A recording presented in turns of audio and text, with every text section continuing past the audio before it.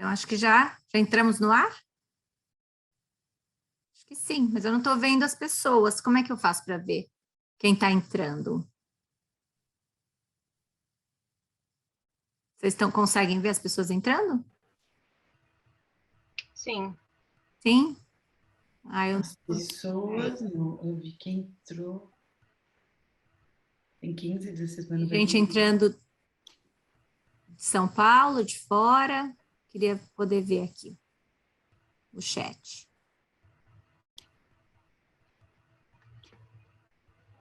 Pê, me ajuda a entrar aqui para ver o chat? Eu vejo os participantes. Clique embaixo ali em participantes, na sua barrinha inferior ali, tem participantes, tem chat. Começou, tá? Ah, já vi. Era o meu mouse que não estava funcionando. Então tá, já achei. Vamos ver aqui. Arro. Boa noite, Arro. De onde será que todo esse pessoal? Podem colocar aí no chat de onde vocês estão vindo. Boa noite a todos. Vamos esperar mais um pouquinho para ver o pessoal entrar. Olha, tem gente de Campo Grande, Minas Gerais. Não, Mato Grosso do Sul. Minas Gerais. Mato Grosso do Sul. Ah, o prazer é meu, Rô, de vir aqui essa noite. Pois é, muito bom. De onde mais esse pessoal todo é? Stephanie de Uberlândia. Uberlândia. A Yumi tá aí também. A Yumi tá aí, que bom. A Yumi agora é nossa colaboradora também. Honra. Andressa de Vargem Grande. Patrícia Carvalho de Portugal. Olha que legal. Internacional.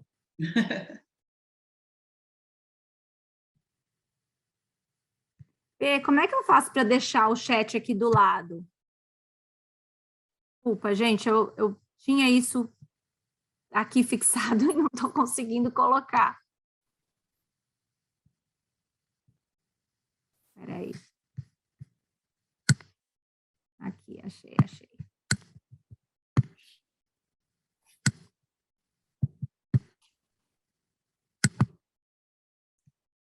Não deu certo.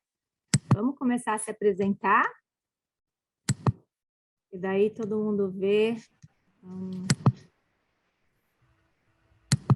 Bom, eu não sei se ainda preciso me apresentar, talvez as pessoas já participaram da live anterior, mas meu nome é Paola, eu sou veterinária, me formei pela USP, fiz residência em clínica, e eu sempre morri de medo de cirurgia, então essa live vai ser muito útil para mim.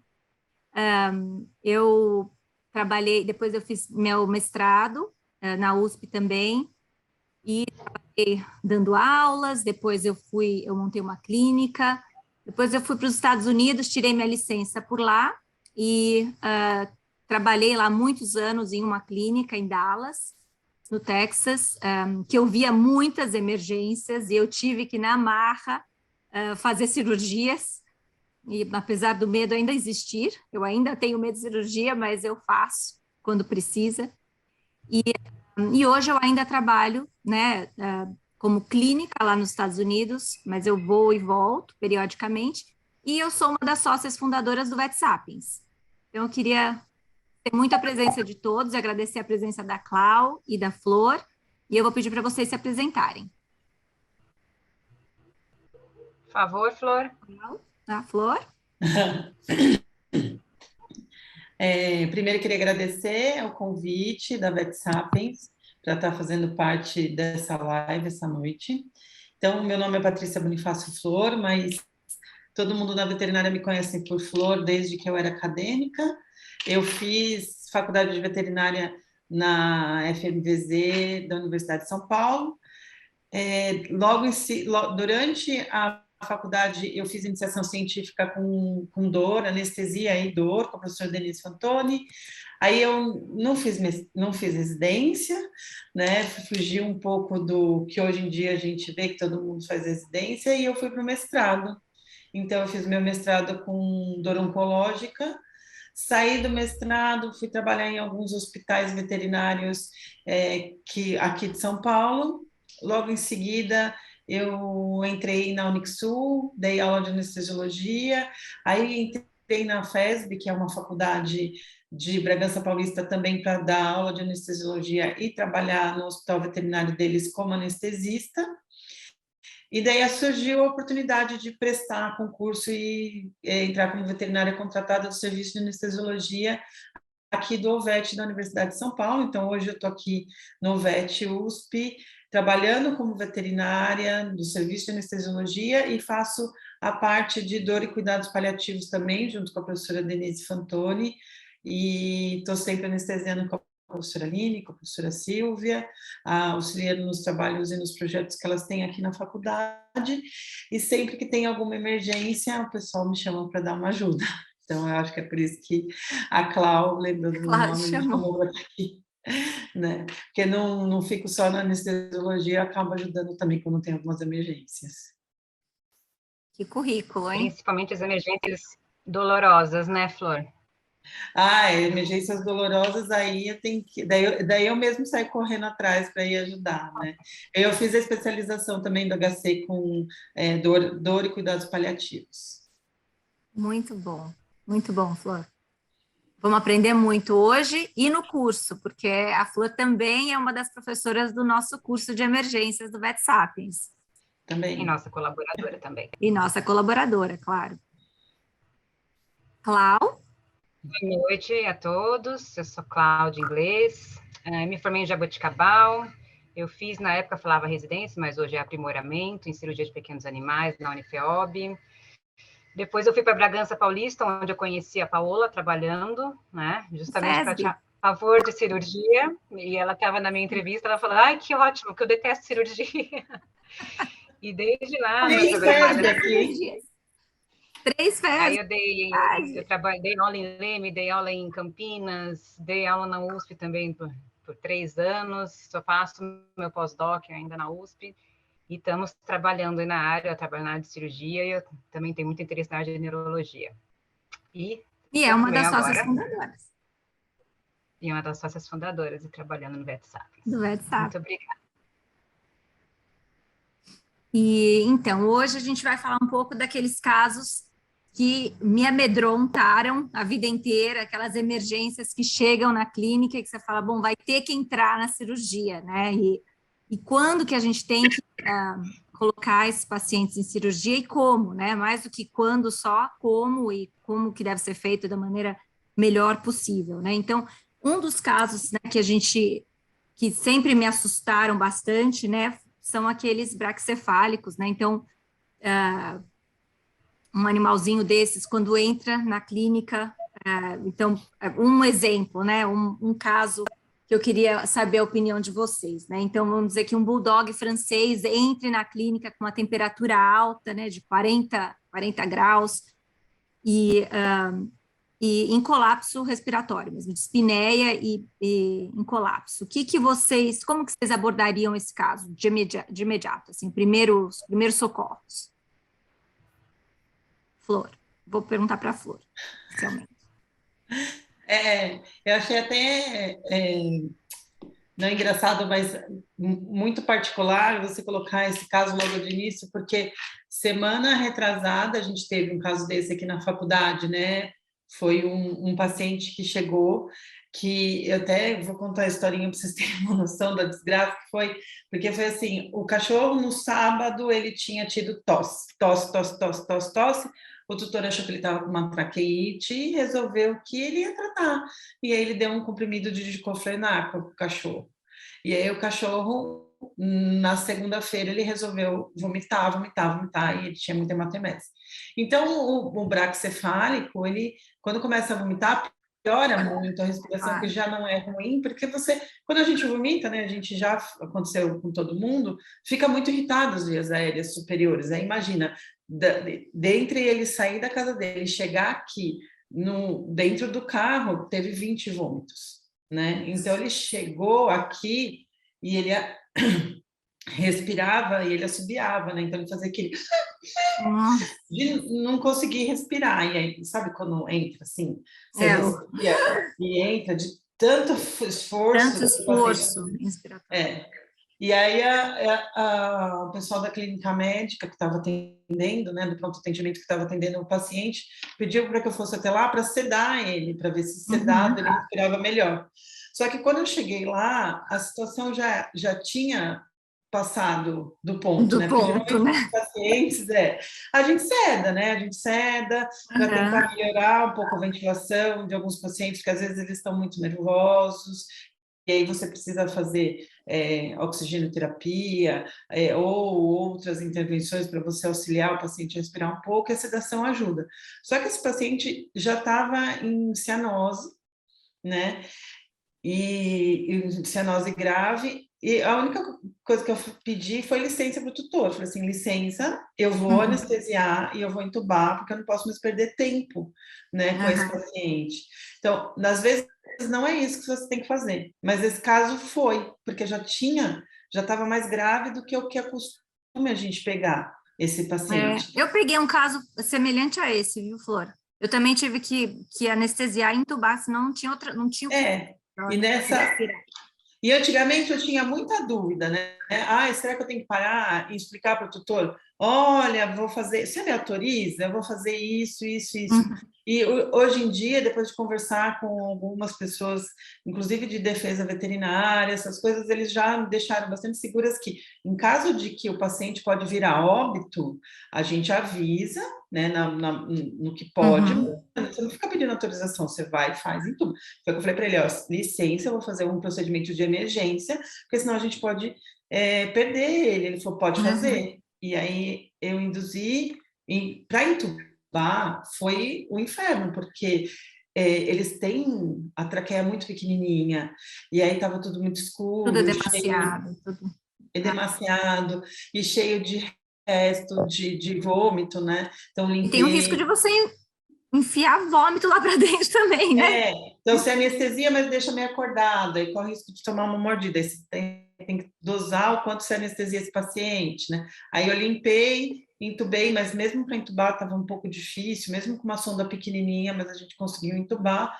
E aí trouxe o paciente para cá, para o serviço de anestesia, porque eu precisava monitorar. Porque é exatamente isso que você falou, estava com a temperatura muito alta, né? Ele estava com 41,5 de temperatura, esse paciente, e aí eu preciso estabilizar, porque aqui, graças a Deus, a gente tem hemogás, mas eu sei que não é a realidade da maioria dos lugares, mas foi a primeira coisa que eu fiz. Então, eu entubei, pus numa ventilação controlada para ventilar esse paciente, porque o que acontece também com esses pacientes, né? Não é entubar, não resolve o problema.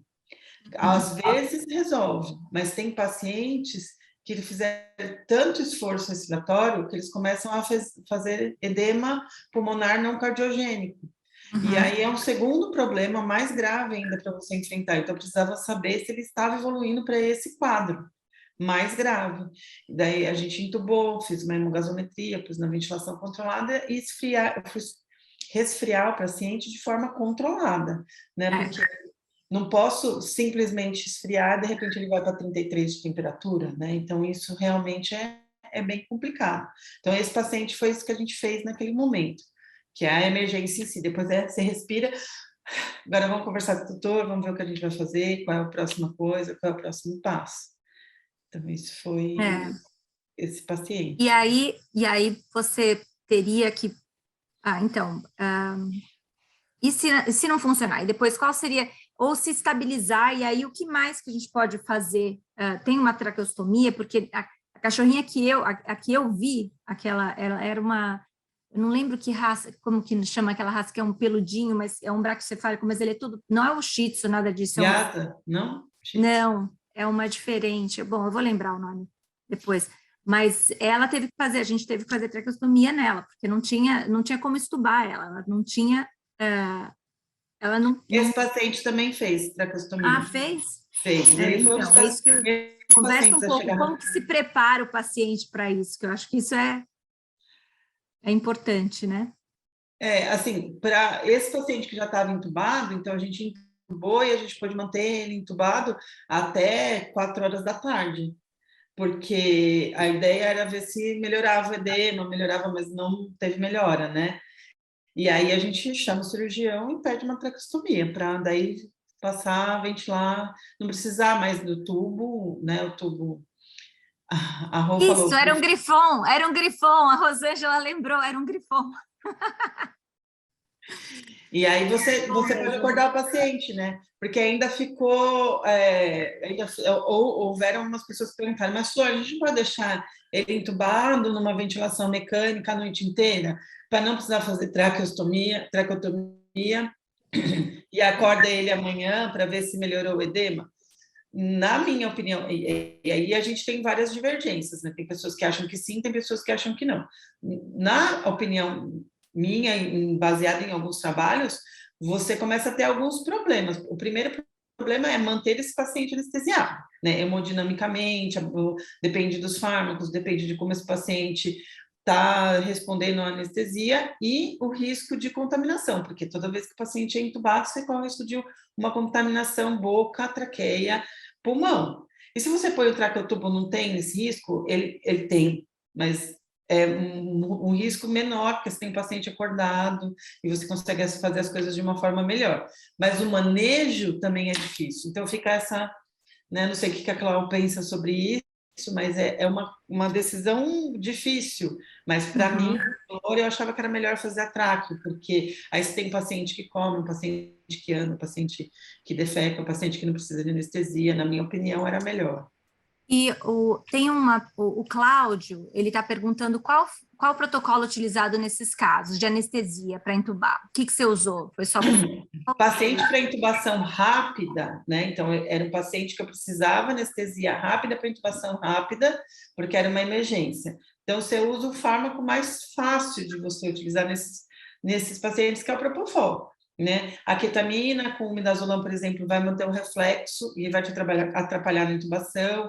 Tentar fazer máscara é impossível, porque o isoflurano não vai ser absorvido, né? Etomidato atrapalha a intubação, então mais fácil de você utilizar, e assim, né? Como é uma emergência, não dá tempo de fazer uma medicação pré-anestésica, algum outro fármaco. É Propofol, é um acesso venoso rápido, Propofol, induziu, intuba, né? Sempre tentar fazer um pouco de suporte de oxigênio nessa tentativa de pegar veia, né? Até que você faz o Propofol, vai tentando fazer um suporte de oxigênio para você conseguir minimizar tudo isso que está acontecendo com ele, né? Toda essa cianose para poder intubar. Mas não tem muitas opções, não. Geralmente a gente utiliza Propofol mesmo, que é o que dá uma indução mais rápida, propiciando uma intubação com menos resistência. E quando a gente tenta fazer a sedação inicialmente, né? Nesse caso você achou que não dava mais, mas inicialmente a gente tenta a sedação. O que vocês geralmente usam para sedar? Braquicefálico, que não tem nenhum problema cardiogênico, né? Então não é um cardiopata, não tem nenhum outro problema, tem só esse problema. Muitos artigos recomendam a morfina.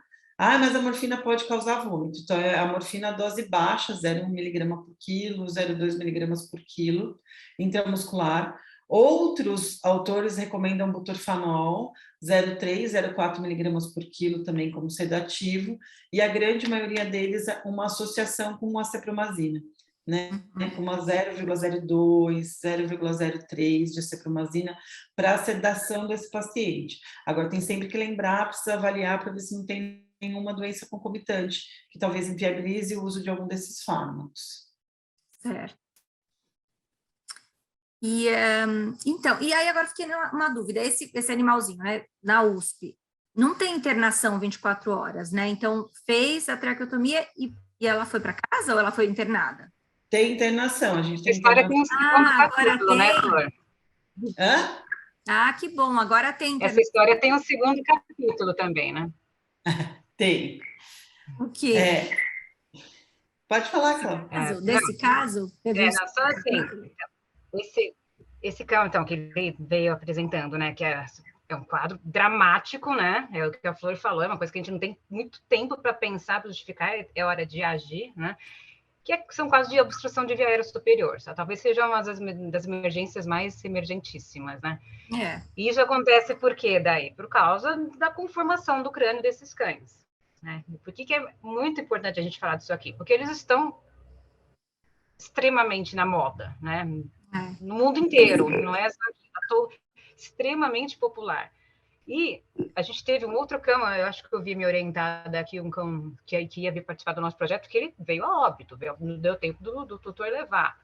Né? Então, é uma coisa que a gente está vendo cada vez mais e mais, e eu acho importante a gente conscientizar, porque tem como a gente, por vários métodos, por várias situações, a gente tentar prevenir alguma coisa. Primeiro seria, claro, a seleção que foi feita, que é inadequada. Né? Então, esses bichos, eles têm um palato super alongado, a traqueia, como a Flor falou, né, bem estreita, a narina super estreita, eles passam uma vida com aquele esforço respiratório, então todas as vias aéreas, a parte da laringe é super inflamada. Então, com relação à traqueotomia, eu concordo plenamente com a Flor, né? Ia ser totalmente inviável, porque você vai ter que passar depois com uma correção cirúrgica, né? Sem dúvida. E a chance dele ter um novo quadro, se não fizesse essa correção, seria considerável, né? Então, fez a traqueotomia e depois faz a correção cirúrgica do que dá para ser corrigido, né? Do que não é tudo, mas do que dá para... Mas aí ele foi com o traqueotubo, né, Flor? Ele teve a história... ele foi com o traqueotubo e daí ele fez redução de palato, fez todo o resto. Tá. Você acompanhou a chegada dele, Flor? Foi, assim, nesse dia, no final da tarde, fez o traqueotubo e ele ficou internado para ver se ele aceitava bem o traqueotubo, fazer o manejo. No dia seguinte, ele foi liberado para casa, mostrou para o tutor como é que fazia a limpeza do tráqueo, a troca. Aí ele volta, acho que foi um dia depois ou 2 dias depois, e aí foi realizada a estaflectomia, né, que é a retirada do excesso do palato mole e a plastia das narinas para ele respirar melhor. E aí ele ainda ficou de tráqueo, né, para verificar se ele tá, porque às vezes quando você faz essa flex faz muito edema, né? E aí a gente tem que ver se eles vão, já que ele estava de tráqueo, para que você vai correr o risco de tirar bem naquele momento, né? Né? Se está sem traqueotubo, você faz todo o manejo para verificar como é que eles vão ficar. Às vezes precisa de traque, na grande maioria das vezes não precisa, tá? E 90% das vezes que eu acompanhei não precisou nesses pacientes que foi tudo feito de forma agendada, né? Planejada. Sim. Esse paciente aí a gente deixou de tráqueo e depois ele veio para fechar a tráqueo, porque ele tinha, na hora que foi fazer a tráqueo, quebrou um dos anéis traqueais, então a gente resolveu tirar, porque normalmente não precisa, né? Você só tira o tráqueo e fecha por segunda intenção. E aí, como tinha essa fratura, resolveu entrar em cirurgia só para ver se estava tudo bem, aí só fechou o anelzinho e depois o resto fechou por segunda intenção. Né? Até aí que eu acompanhei. Mas eu foi até anterior à cirurgia do palato, porque esses cães com tráqueo, eles são cuidados também que tem que ter extremos, né? Seja tráqueo temporário, como é o caso dele, ou a tráqueo permanente, são cães que eles podem, às vezes, fazer pregas cutâneas e obliterar, que é a região do estômago, tem que ter a higiene, tem que educar muito bem o tutor a fazer essa higiene para não ter as obliterações que também são, né? Você imagine o tutor em casa com o cão e o traqueotubo eventualmente venha a ser obstruído, né? Ele chegou com o tráqueo obstruído no dia da cirurgia, né?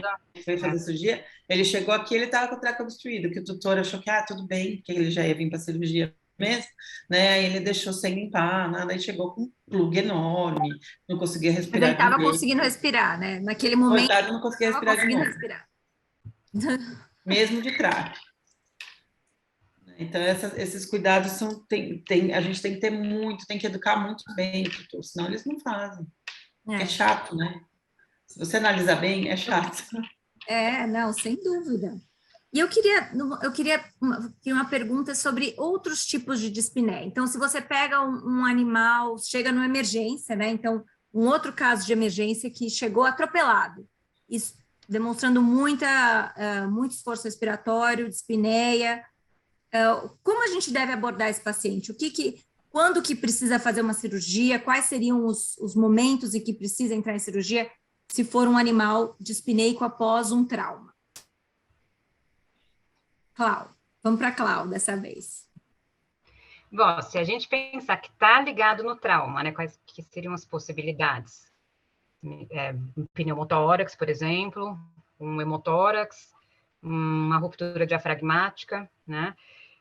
Então, assim, são animais, Flor, me corrija aí se você lembrar de alguma coisa a mais, né? Que muitas vezes a gente fica um pouco ansioso para ter a imagem, para ter o diagnóstico, e é bem perigoso, a gente acaba perdendo esse paciente. Ele tem uma lesão de ocupação do espaço pleural ali, muitas vezes a gente não tem também lá muito tempo, dependendo do grau desse tipo de ocupação, para esperar, ou pior ainda, para colocá-lo sob contenção numa mesa de raio-x, né? A gente pode acabar realmente perdendo esse paciente. Então, esse é o desafio, de muitas vezes ter que partir para um procedimento, tipo uma punção torácica, né? Uma toracocentese, antes de ter o diagnóstico definitivo. Então, essa é a parte, muitas vezes, como que a gente pode tentar verificar isso. O padrão respiratório já é bem diferente do que uma alteração de via aérea superior, como no caso do Bulldog, que bem como eu disse, eles têm aquele estridor, aquele ruído, aquele assovio alto. É diferente, né? Aquele cão que está com aquela respiração rasa, curta, rápida, né? Muitas vezes que não acha uma posição. Então, a auscultação, claro, colocar esse animal em oxigenoterapia, a auscultação, tentando verificar se a gente tiver abafamento de bolhas, de sons pulmonares, etc. E, às vezes, ter a coragem de fazer uma toracocentese mesmo antes de ir para uma mesa de raio-x. Esse seria, talvez, o principal. Muitas vezes, eles podem ter... faltou falar também. Então, pneumotórax, hemotórax, uma ruptura diafragmática. Ele pode ter uma pura contusão pulmonar, simplesmente. A dificuldade respiratória dele é por contusão. Aí sim ele se beneficia de uma oxigenoterapia e repouso. Né? Uma outra situação que também é importante, e a Flor pode contribuir bastante com a gente, esse animal pode estar com dor também, fratura de costela, por exemplo, né? E também ele vai ter aquele padrão respiratório, então é um animal que precisa fazer analgesia para conseguir ventilar adequadamente. Do ponto de vista, né, cirúrgico, se a gente estiver falando, por exemplo, de uma ruptura diafragmática, depende, a orientação, né, o que a literatura mais preconiza hoje talvez aguardar, a não ser que esse animal esteja num estado muito crítico, por exemplo, que tem estômago dentro da cavidade, ou uma quantidade muito grande de vísceras dentro da cavidade, mas aguardar, ver como está a situação, porque a contusão pulmonar pode esperar algumas horas para aparecer, para a gente conseguir notar, né, para colocar esse animal em intervenção cirúrgica, desde que, claro, que o estado geral permita, no momento mais apropriado para ele. Então, não seria o caso de a hérnia, realmente você não precisa entrar correndo, se for uma hérnia, se o animal, se achar que dá para segurar um pouquinho. Melhor seria estabilizar e depois... Tem visto, tipo, estômago, a gente fica mais preocupado, mas essa questão, se ele tem também uma contusão pulmonar, que ele pode vir a agravar, ele se beneficiaria de algumas horas de restabelecimento. Certo. E deixa eu só ver se eu tenho algumas colas aqui de perguntas que eu tinha para vocês. Eu só queria complementar o que a Cláudia falou, é que assim, teve uma experiência que eu tive que me alertou muito, e eu sempre falo aqui para os residentes, que é assim, às vezes a gente pega esses pacientes e está num lugar que a gente não tem muito o que fazer por eles, e a gente quer encaminhar.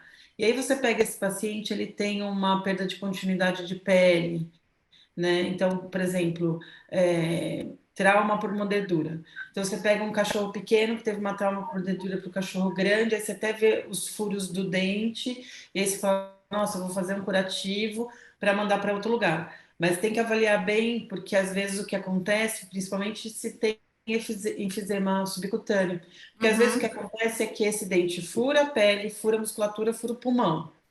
Aí você vai e faz uma bandagem. Então, o ar que estava saindo, porque o pulmão está preso lá. perfurado, está fazendo um pneumotórax espontâneo. Só que ele Uhum. não está matando o paciente, porque esse pneumotórax está extravasando para a musculatura, está extravasando para a pele, e às vezes até para o ar ambiente. Aí você vai e fecha. A hora que você fecha, ele não tem para onde extravasar, e ele colaba o pulmão e o cachorro, o paciente não consegue chegar em outro lugar, né? Então, Então, não sem fechar o buraquinho se estiver saindo. não fechar o buraquinho, né? E é muito importante, porque a gente, né, nesse afã de querer fazer alguma coisa pelo paciente, a primeira coisa que a gente... E pelo tutor, né? Porque o tutor tá vendo aquela coisa assim, né? Assim, às vezes até tem um pedacinho do pulmão para fora, você fala, vou fechar, ninguém vai mais ver isso daqui, e aí ele vai procurar um outro veterinário respirando melhor. Não vai respirar melhor, ele vai respirar pior e ele pode até vir a morrer por causa disso. Então, essa é uma dica, assim, para mim é uma dica de ouro. De ouro, de ouro. E isso acontecer mais de uma vez, e comigo, assim, dos pacientes chegar embrulhadinho, eu, meu Deus, tira, porque ele está quase morrendo, e às vezes não dá muito tempo de fazer muita coisa, porque o pulmão colaba, né? Claro, Colaba o ar fica todo preso lá dentro, né? Não tá em lugar nenhum.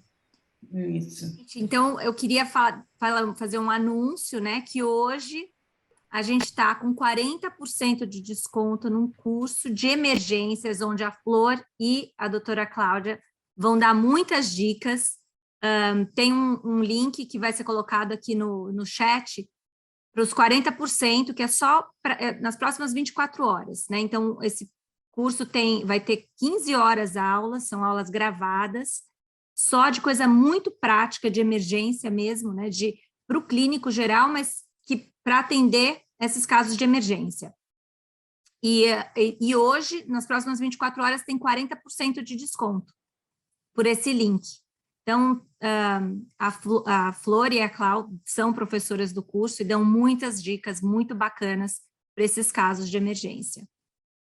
Então, eu queria mais uma questão em relação a esse caso mesmo, Flor, para uma das duas, quem ficar mais à vontade, né? Antes, né, quando você vai estabilizar um paciente com hérnia diafragmática, talvez seja mais para anestesia, né, esse caso. Então, o que a gente precisa fazer, né? Oxigenação, pressão positiva, o que recomenda ser feito antes de entrar em cirurgia?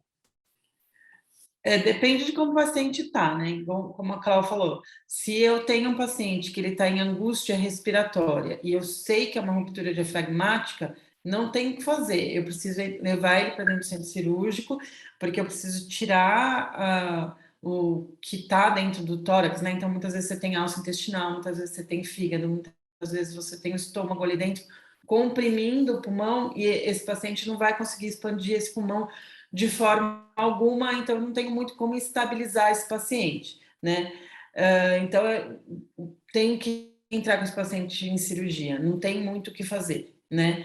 Para, o mais rápido possível, tirar dali de dentro, e aí eu consigo, com técnicas de ventilação, por recrutamento, né, pulmonar, expandir novamente esse pulmão e esse paciente volta a respirar. Agora, se eu não tenho essa angústia respiratória, mesmo que com a presença de alguns órgãos dentro do tórax, eu posso aguardar um pouco mais de tempo. Tudo vai depender de como o paciente está, né? Então, se ele está respirando de forma confortável, se ele não apresenta cianose, se eu conseguir sedar o paciente, ele ficou lá confortável, às vezes ele consegue até ingerir algum alimento, e após a ingestão desse alimento ele conseguir ficar bem, geralmente a gente não dá nada para esses pacientes comer. Né? A gente estabiliza sem eles comerem nada, porque se o estômago estiver lá dentro, eles pioram, e aí eu tenho que entrar com ele em cirurgia com alguma coisa. Mas às vezes o tutor vem falando, ele comeu. Aí falando, comeu, tá bem? Se comeu e tá bem, não tem angústia respiratória, é porque ele tá bem. Né? Ele provavelmente não vai desestabilizar nas próximas horas. Você deixa ele de jejum, faz oxigenoterapia, e aí você consegue fazer um raio-x para ter certeza do que está acontecendo, né? Para saber o que realmente esse paciente precisa, sem muito estresse. Só tomar cuidado quando vai mandar esse paciente para o raio-x, né?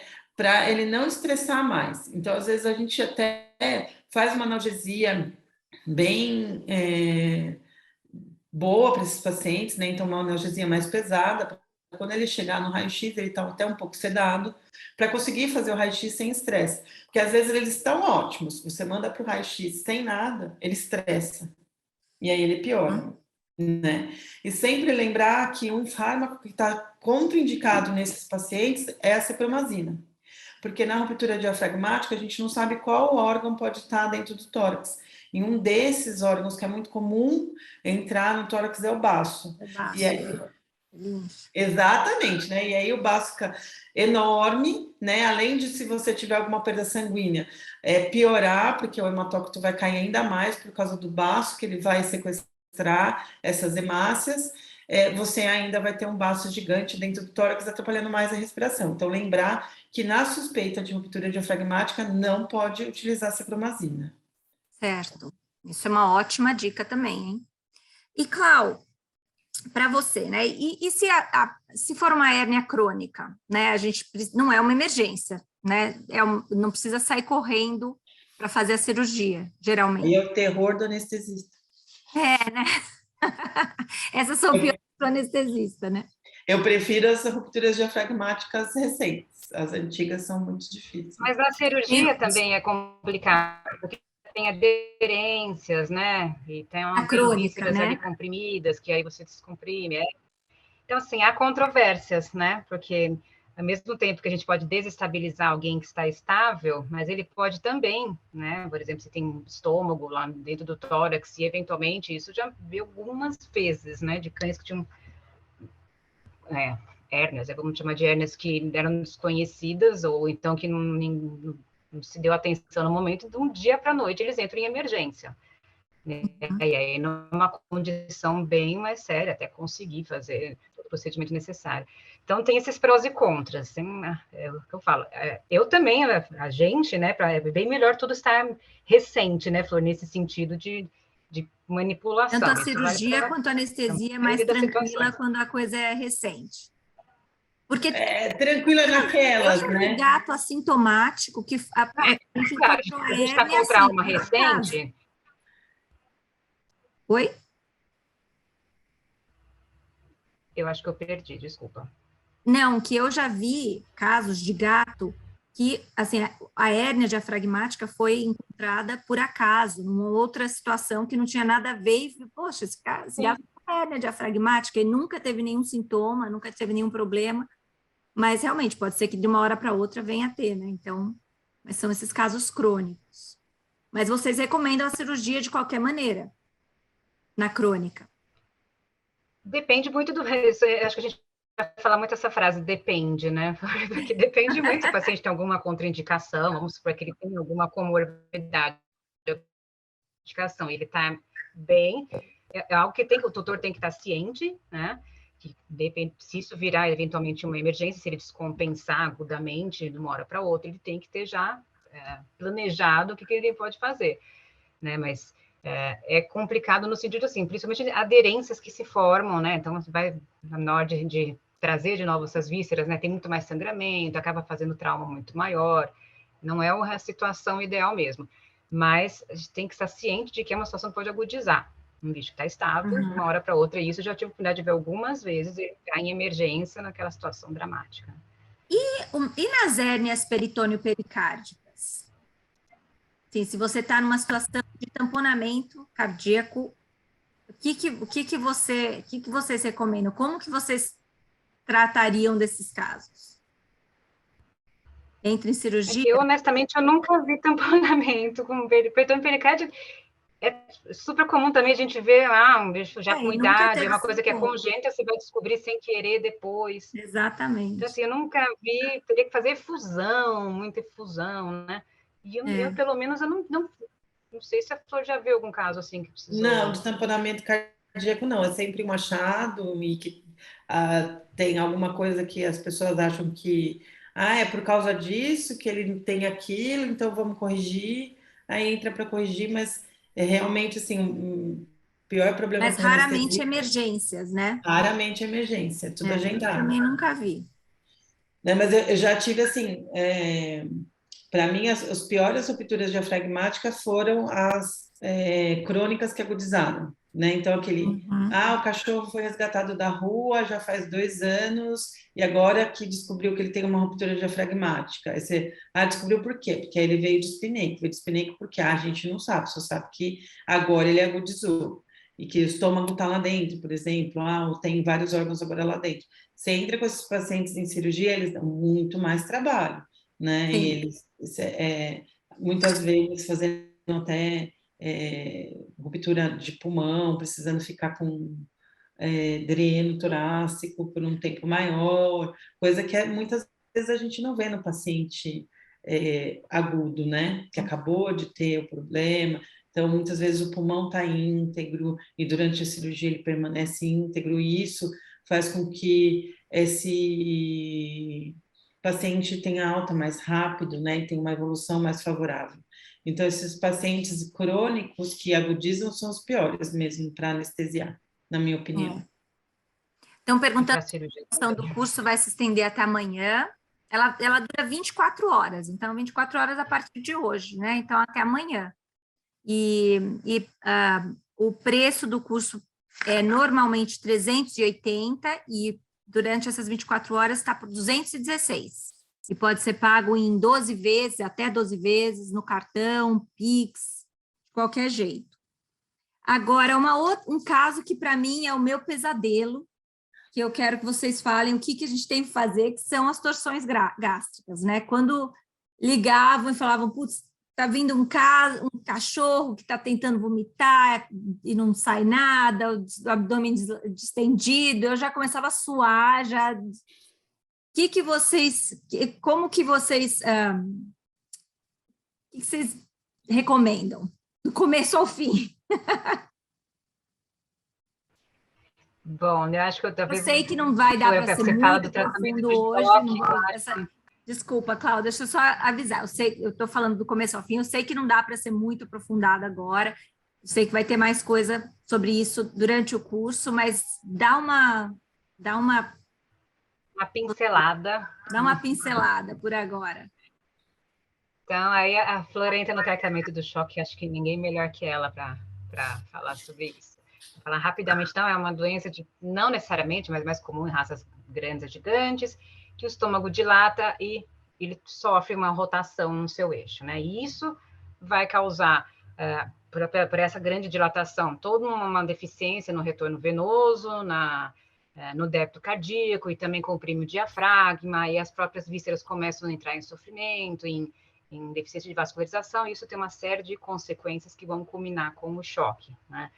Então, aí existem, na verdade, é aterrorizante mesmo, porque é uma situação que o ideal você precisa de ajuda, né, para você conseguir fazer tudo. O processo vascular, é a descompressão, é a quantidade correta de fluido para aquela situação, como que avalia, né, que os animais eles podem desenvolver arritmias super complicadas.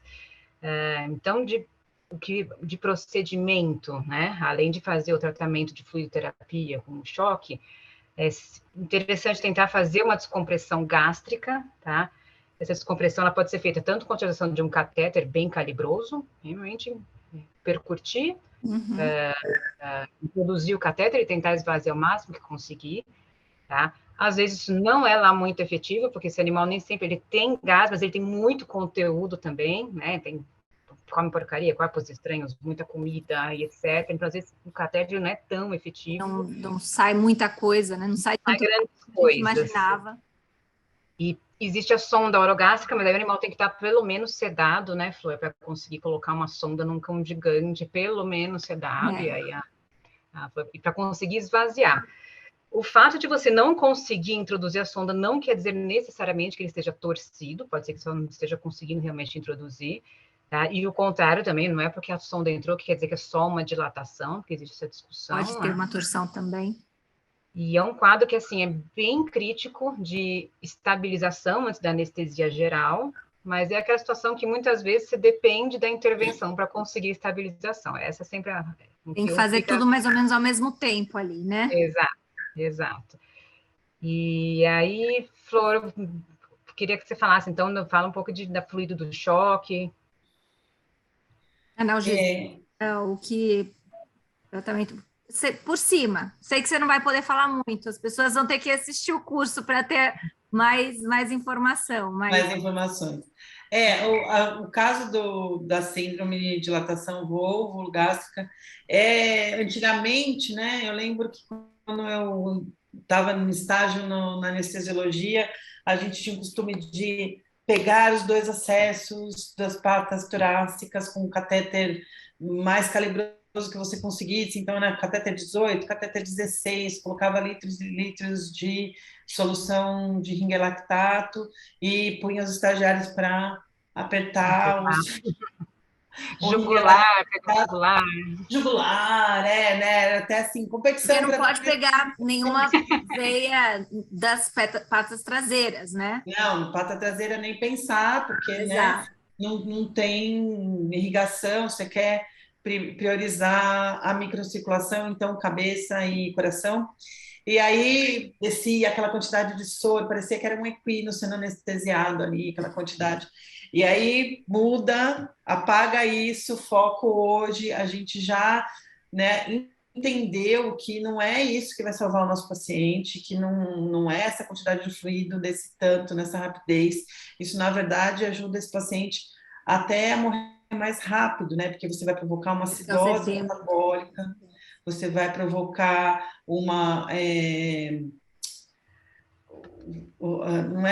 uma diluição desse paciente, né? Então, você vai provocar uma hemodiluição desse paciente, uma perda da capacidade dele de coagulação por causa dessa hemodiluição, então você pode levar esse paciente ao óbito muito mais rápido. Então, a gente sabe assim, você tem que monitorar o mais rápido possível. Então, esse paciente chegou, é um paciente que tem que ir para monitorização. Ele não é um paciente que pode ficar vagando pelo hospital para saber o que vai acontecer. Não, ele tem que ir para uma sala onde tenha monitor. Para fazer o quê? Monitorar o quê? Então, nós vamos monitorar a pressão, né? Nós vamos monitorar a frequência cardíaca, ritmo cardíaco, chamar o cirurgião para ver se ele consegue, de alguma forma, que nem a Cláudia falou, vamos tentar percutir, né? Colocar o catéter calibroso ali para tentar esvaziar. Na hora que esvazia esse estômago, você já começa a ter até repercussão hemodinâmica por causa desse esvaziamento. Então, no primeiro momento, você tem uma diminuição novamente da pressão desse paciente. Eu posso fazer fluido? Pode, mas não é aquela fluido que a gente fazia antes. Então, hoje em dia, a gente faz aqui desafio hídrico, por exemplo. Então, você vai fazer num cão de grande porte, 15 ml por quilo de ringue lactato em 15 minutos. Você faz em blocos, né? E vai reavaliar para ver se ele responde a isso ou não. Às vezes ele não vai responder, ele não tem o porquê responder. Existem métodos de você avaliar isso, né? Então, é o que a gente chama de baseado em metas, né? Então, qual é a sua meta? A minha meta nesse paciente é melhorar a pressão arterial. Então, você vai como que você consegue isso? Melhorando o débito cardíaco, né? O que está acontecendo com esse paciente que está levando ele à hipotensão? O que está acontecendo que ele tem uma torção na hora que você esvazia, tem uma repercussão hemodinâmica, porque tudo que estava comprimido, o sangue que estava armazenado vai então tem a síndrome de isquemia reperfusão, né? Então, tudo isso está ali acontecendo ao mesmo tempo. E aí você tem que parar para olhar para ver o que é pior para esse paciente. Às vezes o paciente ele já chega com arritmias muito importantes. Então, tem que tratar essas arritmias também, né? Tudo isso junto com o cirurgião. Então, o cirurgião ele chega e fala assim, olha, Flor, não tem que fazer, tem que entrar em cirurgia? Tem que entrar em cirurgia. Mesmo sem ele estar muito estável. Por quê? Porque se depois que você colocou o catéter calibroso, por exemplo, você conseguiu esvaziar um pouco o estômago e precisa entrar em cirurgia, se você ficar demorando muito, o estômago vai encher de novo de ar, de gás, né? E aí vai de novo comprimir os grandes vasos e vai ter uma piora de novo desse quadro todo, então eu tenho que entrar com ele em cirurgia.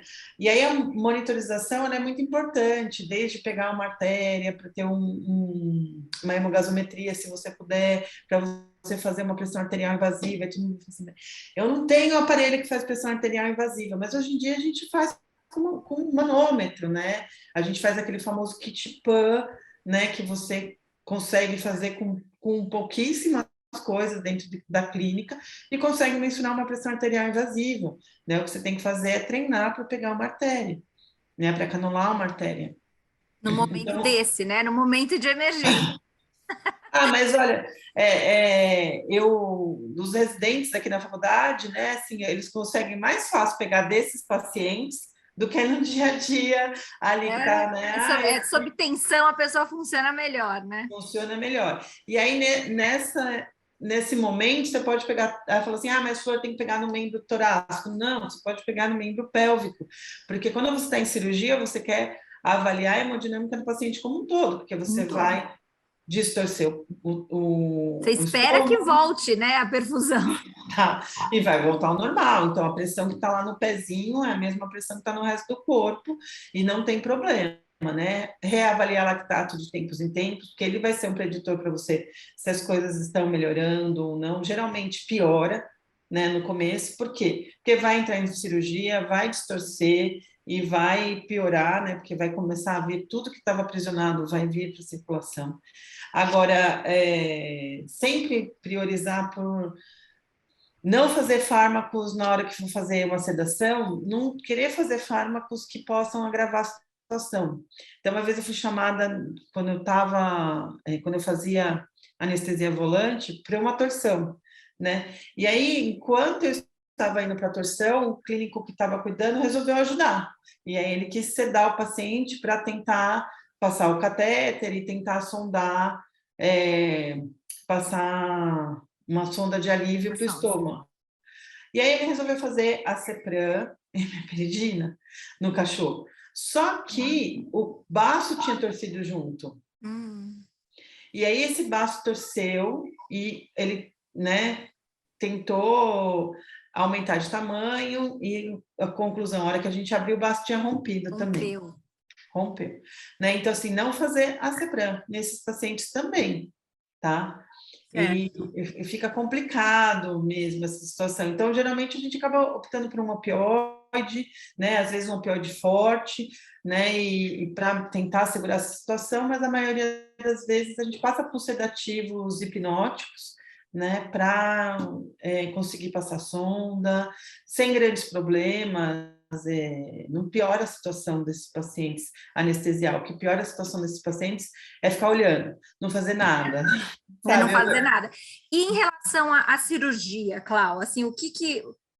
Claro, você não vai dar técnica cirúrgica, mas o que você recomenda em geral? Faz a esplenectomia sempre, só quando precisa? Não, na verdade, melhor avaliar a situação do baço, né? Geralmente, quando você precisa fazer, o prognóstico já não é tão bom, mas é comum, é bem comum fazer esplenectomia. Avaliar também o estômago, né? No momento de desrotacionar, avaliar a viabilidade do estômago, isso piora bastante o prognóstico, você tem que fazer gastrectomia, né? Porque tem necrose na parede do estômago, isso é um fator prognóstico ruim. Porque também, se você não fizer, também o prognóstico é muito ruim. Com certeza, tem que fazer, apenas só assim, o que sabe que são os animais que talvez a evolução não seja tão favorável. Porque essa é uma situação... A Flor disse, esse cachorro não pode ficar zanzando pelo hospital, porque pode acontecer, às vezes ele chega abanando o rabo ainda, ele pode chegar bem no início do quadro, e ele pode chegar em choque, né? Então, são quadros que podem evoluir, se você ficar só olhando, não fizer nada, você pode realmente perder o bonde. E, claro, uma das maiores indicações da cirurgia, além de desrotacionar, verificar a viabilidade visceral, remover partes desvitalizadas, é fazer a gastropexia, né? Porque a grande maioria desses pacientes, uma grande parte desses pacientes, né, que passaram pela laparotomia, não fizeram a gastropexia, que é a fixação do estômago na parede abdominal, vão ter um novo quadro de torção. Então, é interessante que se faça essa fixação para, mesmo que ele tenha um novo quadro de dilatação, pelo menos não acontece a torção. Então, esse é o principal objetivo da cirurgia. São os principais objetivos da cirurgia. Certo. Mas para mim o pior de tudo, Paula, é o pós. Às vezes né? Então, isso que eu ia falar. E depois? E depois? É porque é muito comum, né? Esses pacientes, às vezes, chega hipotenso, chega dilatado, torcido, mas como a Cláudia falou, às vezes chega com o rabo banana, então chega andando. Né? Você fala, nossa, tem tudo para dar certo. Então, você anestesia, põe na mesa, não tem arritmia, você conseguiu controlar a pressão. Quando começa do fim da cirurgia para o pós-operatório, parece que as coisas começam a piorar. Né? A hora que é para estar melhorando, piora. Então, a gente sempre fala que esses pacientes, as próximas 48 horas, são críticas. A gente não libera paciente de torção antes de 48 horas. Porque a gente sabe que o coração pode começar a apresentar diversas arritmias nesse meio tempo. E se ele não estiver bem monitorado, você não percebe. E aí ele tem uma morte súbita. Né? E ele vai falar, o que será que aconteceu? Ele estava tão bem. E isso pode acontecer, tá? Então, 48 horas é o mínimo. 48, no mínimo. Tá tudo bem, Flor, posso liberar? Deu 48 horas? Não. Então, não, porque as arritmias podem aparecer em 48 horas. Deu 48 horas, não teve arritmia nenhum? Pode liberar.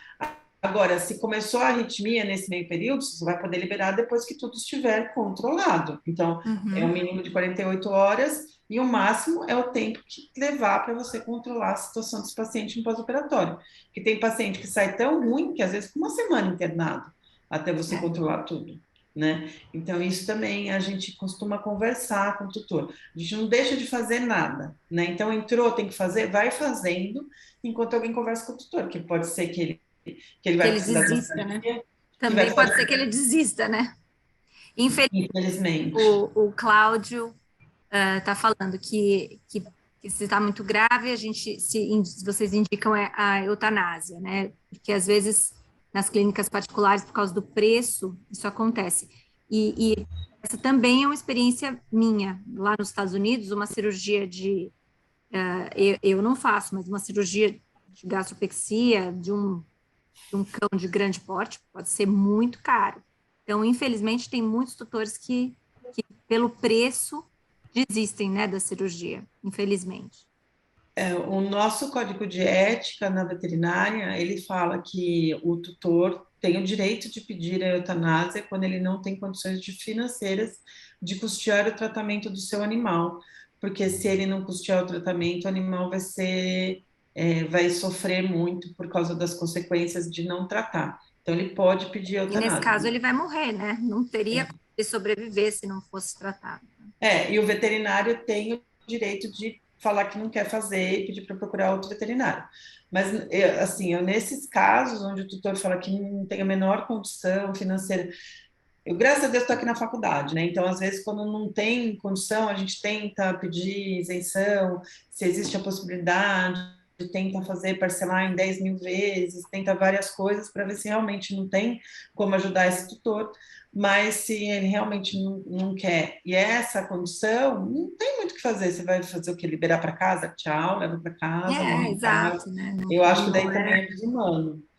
Então, aí, se o tutor não quer operar e está pedindo eutanásia, e não sou eu que indico, entendeu? A indicação não parte do veterinário, o veterinário indica a cirurgia, o veterinário indica o tratamento, né? E se ele não tem condições mesmo de tratar, aí a gente acaba fazendo. Eu já fiz, sim, já fiz. Mesmo não querendo, já fiz. Esse é um tema que não adianta, é muito sensível para nós, né? Para a maioria de nós. E por isso que a gente tem que tentar falar sobre o prognóstico, mas a questão, às vezes, não é nem a questão do prognóstico, a pessoa realmente não pode, ela não pode, ponto final. Claro, né? E essa comunicação... Desculpa, gente, eu vou só interromper, tem uma dúvida aqui que é a respeito do pagamento do curso, que tá tendo problema pelo link.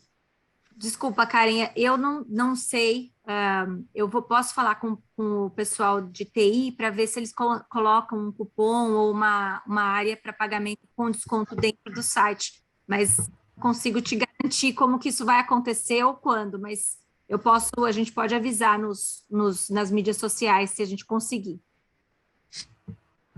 Gente, a gente já tá no final, né, da nossa live, mas eu queria uma coisa que eu acho que acontece com uma frequência razoável, né?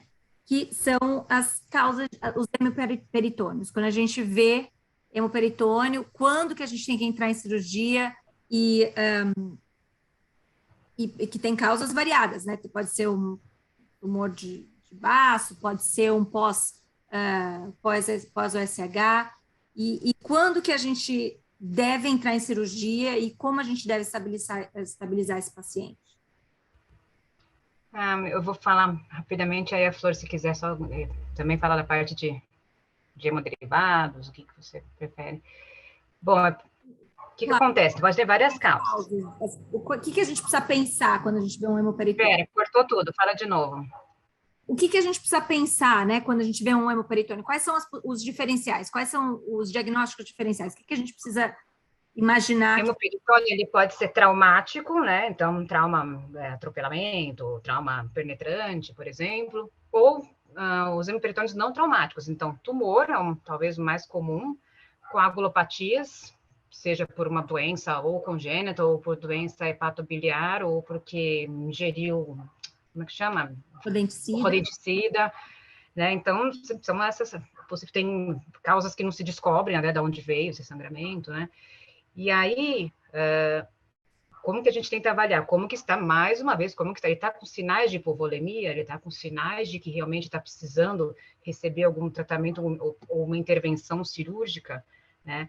Existem algumas técnicas que eu acho que você gostaria que falasse isso, né? Que isso é mencionado, de eventualmente fazer uma compressão, né?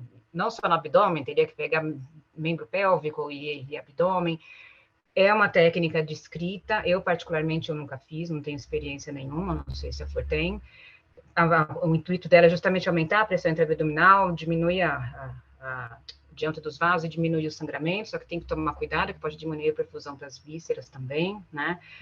Agora, basicamente, quando que tem que entrar em cirurgia? O animal que não estabiliza, mesmo com o tratamento adequado. Como é que eu vou descobrir que é um hemoperitônio se não tem ultrassom, né? Você vai perceber uma distensão abdominal quando já tiver muito sangue naquele abdômen, né? E mesmo tentando fazer uma paracentese, muitas vezes, se é pequena quantidade, muitas vezes você não vê. Então, o ultrassom, ele ajudaria bastante, sim. O raio-x só diz que tem infusão, ele não diz o que seria o sangue. Mas, basicamente, a Flor me complementa aí, mas o estado geral do animal, e claro, muitas vezes aquilo acaba se tamponando, muitas vezes a gente nota que ele teve um sangramento, aquele tumor apresentou uma ruptura, ele teve um sangramento, mas ele chega para a gente, às vezes, muitas vezes já tamponou. Então, não é o caso também da gente ter que entrar numa situação tão emergencial, mas é um caso que teria que intervir de qualquer maneira. Certo. E como que você estabilizaria esse paciente para entrar em anestesia, Flor? Assim, rapidamente, que eu sei que a gente já está passando aqui do tempo. Então, é um paciente sempre um pouco complicado, né? Porque a ideia é um hemoperitônio que tem um sangramento ativo, ele teria que entrar em cirurgia o mais rápido possível. Então, não tem como estabilizar muitos pacientes se o sangramento é ativo, ele está perdendo sangue para o abdômen, e aí fica aquela situação que eu preciso pôr ele em cirurgia porque eu preciso estancar esse sangramento o mais rápido possível. O difícil é saber que é esse paciente, que se trata deste paciente, e não no paciente que teve um sangramento, não está sangrando mais, um paciente que está estável, um paciente que, de repente, ele tem uma alteração de coagulação por N fatores e que ele sangrou, que se eu colocar em cirurgia ele vai sangrar mais e ele vai vir a óbito por causa disso, né? Então, fazer esse diferencial realmente é uma aula de horas aqui, não daria para fazer esse diferencial nesse momento, mas eu vou dizer para vocês que realmente é o que faz, que salva a vida do paciente, né? Então, o paciente que eu tenho que entrar em cirurgia, que eu cheguei nessa conclusão, não tem que fazer, eu tenho que entrar em cirurgia. Eu preciso de bolsa de sangue o mais rápido possível, muitas vezes eu preciso de um crioprecipitado, uma bolsa de plasma, um teste de coagulação, um coagulograma, uma hemogasometria. Nossa, Flor, mas tudo isso? Num mundo perfeito, tudo isso.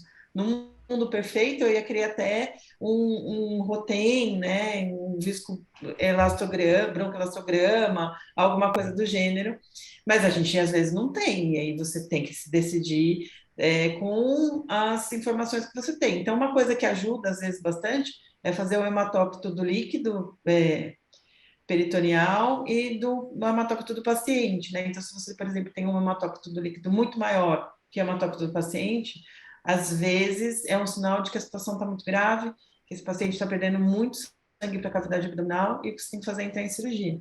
Quando está parecido ou quando o hematócrito está mais baixo do que o hematócrito do paciente, já é uma situação que se estabilizou, já muitas vezes é uma situação que já teve hemorragia e que o paciente está mais estável e que daí dá mais tempo de fazer todos esses exames, se você tiver condições, para triar ou para fazer alguma coisa, né? Às vezes você precisa de transfusão, de concentrado de hemácias, às vezes você precisa de transfusão de plasma, mas não precisa entrar em cirurgia, né? Então, isso é diferente. Cláudia, uma coisa que eu li um outro dia de autotransfusão, né? Num caso de hemoperitônio, que eles usaram o próprio sangue do paciente para fazer uma autotransfusão. Eu nunca vi isso. Vocês já viram isso? Vocês fazem isso? Eu respondi essa questão recentemente, porque a gente faz aqui na faculdade com uma certa frequência, né? Os residentes leem, né, os trabalhos e trazem para a gente discutir.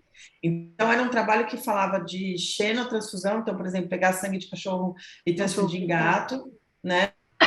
Autotransfusão e também quando você está em cirurgia, então você pegar o sangue daquele sangramento e transfundir no paciente. Isso. Essas coisas na medicina, elas existem, né? Xenotransfusão não, isso é um absurdo. Eu acho que hoje em dia a gente tem qualidade na veterinária para não precisar fazer isso, tá? Desculpa, essa é a minha opinião. Pode fazer, alguns trabalhos dizem que tem como, mas se gato morre, quando você transfunde de gato para gato, imagine de cachorro para gato, o risco que isso não tá ali, né? E fora que, vou dizer para vocês, eu tenho contato com algumas pessoas que estão no CRMV, né? No CFMV está aumentando cada vez mais o número de tutores que entram com ações contra veterinários por causa desse tipo de atitude, então vamos tomar cuidado, tá? Então, é complicado. Esse negócio dessa safe transfusão, esse tipo de transfusão, você precisa de tecnologia, na verdade, né? Fazer essas gambiarras, eu acho temerário, né? Porque você tem um sangue que ele já teve ativação de coagulação, você pode ter microcoágulos nesse não é nem mais sangue, né? Nesse fluido que você está recolhendo, e aí fazer essa autotransfusão, você está tentando colocar só hemácia para o paciente, mas com um monte de debris ali no meio, com um monte de coisa que você não sabe o que é. Porque o que te garante que na hora que você faz essa punção, para tirar o sangue que está dentro do abdômen, que se foi um trauma, você não tem ruptura de mais nada, por exemplo. Contaminação. E eu pensei também de muita gordura, né? Tem tanta gordura que... Fibrina, né? Então, eles falam que você tem que ter, inclusive para você pensar em fazer isso, tem que ter um filtro, né? Para filtrar e para poder fazer. E quando você fala de sugar, né, no sangramento durante a cirurgia, você também tem uma máquina que faz essa filtragem para devolver para o paciente. Mas isso eu utilizava na medicina para paciente que é testemunho de Jeová, né? Que não vai receber sangue, que vai morrer se ele não receber sangue dele mesmo e não tem o que se faça. Na veterinária a gente tem, né? A gente pode coletar sangue de um outro paciente para transfundir, a gente pode ter um banco de sangue, a gente tem N possibilidades aí, na minha opinião, que não justifica, sabe? Às vezes essa gambiarra, né? Esse tipo de atitude extrema, vamos pôr assim. Sem dúvida. Tem na literatura, mas eu não recomendo. Então, eu estava lendo, eu falei, nossa, eu não sei como isso seria na prática, né? Como isso funcionaria na prática. Gente, eu acho que a gente já passou do tempo, mas eu acho que eu vou dar uma chance para se alguém tiver alguma dúvida. E lembrar que a gente tem esse desconto, né, no nosso curso de 40%. Esse link vai estar ativo durante as nossas próximas 24 horas. E vocês podem compartilhar também com colegas, porque vai estar válido, né, por 24 horas. E essa live vai estar no site, junto dos cursos. Então, na página de cursos do site, tem as nossas 2 lives que foram a respeito de emergência. Se alguém tiver alguma dúvida, a gente agora é hora de perguntar. Acho que essa dica que estão perguntando da cepromazina, se é válida para gatos. Era quando eu estava falando da ruptura diafragmática, né? Isso. Que para não fazer a cepromazina, mesmo em gatos, tá, Stephanie? Mesmo em gatos não justifica fazer a cepromazina por causa do baço. É bem comum o baço estar junto, né? Geralmente entra o baço, o estômago, o baço, uma parte do fígado e às vezes o intestino também, na maioria das vezes. Certo. Então, gente, se vocês tiverem mais dúvidas também no nosso curso, vocês podem também fazer perguntas durante o curso. Então, Todas as aulas têm um chat com o professor e as aulas estão muito bacanas. Vale a pena dar uma olhada no programa. E eu acho que não tem mais muitas dúvidas por hoje, acho que a gente já falou bastante. Queria agradecer muito a presença de todos e da doutora Cláudia e da doutora Flor, que esclareceram muitas dúvidas e já deram muitas dicas muito valiosas para todos nós. Muito obrigada e boa noite a todos. Obrigada a você, gente. Boa noite. Obrigada, Paola. Muito obrigada pelo convite. Boa noite.